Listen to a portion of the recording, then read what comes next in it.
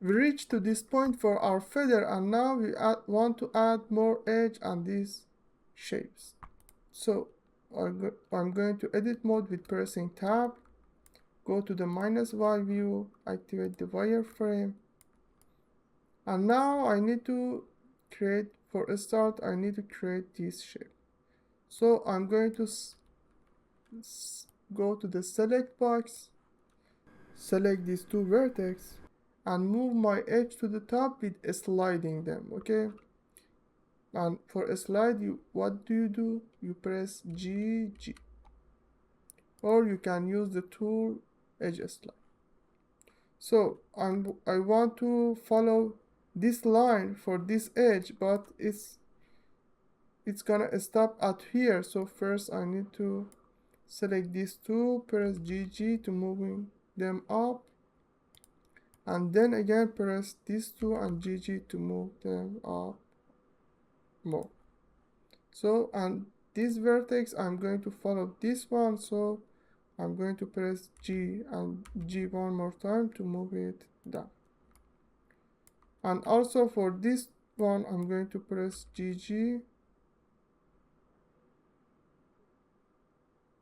to make it close to this edge, but I need to add edge here to making it better. But for now, this much is enough.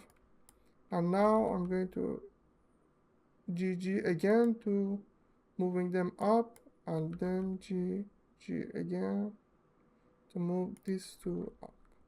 Okay, and this part is curvy, but we don't have curve here, so I'm gonna add one more edge here, and then use the select box tools and press G to move it here.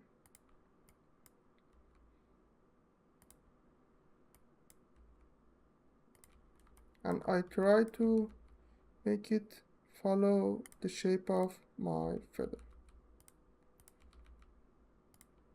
Okay, so now that I try to mimic the edges of my feather, I want to delete this part. So at this point I need more vertex so that I can select a face here and delete it. So first I need to add one edge with using Ctrl R,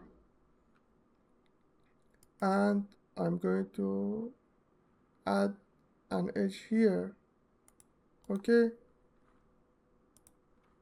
and now that I create an edge, I can let me go to the solid view. I can press this face and press delete and delete face. And let me back to the wireframe. And now I can move this vertex close together to create this shape. I use GG for moving them down and move this vertex here. Then press 3 to selection mode, press this face and use delete faces to delete this face. And for this part also I need to add edge, so I add an edge here and select this face, press delete and delete face, and now I move this vertex to here. Okay, so this part of the object, if I look in solid view, you can see that I create this part, but this vertex is so close together, so I'm going to move it a little more. Okay, always try to separate your vertex so that you know which vertex is which. And as you can see, we need this edge to continue. Let me draw for you. We need this edge to continue and go to the here, but my edge is continue to go to the here, so these edges are extra edge. So one of the things that we can do is first moving this vertex to here and moving them here and here. Okay, so I press double G to move it here and moving these 2 to here. Okay. And now one of the things that you can do in Blender or any other software is merging vertices. And what merging does is, if for example I select all of these 3 vertices and merge them together, they become one vertex.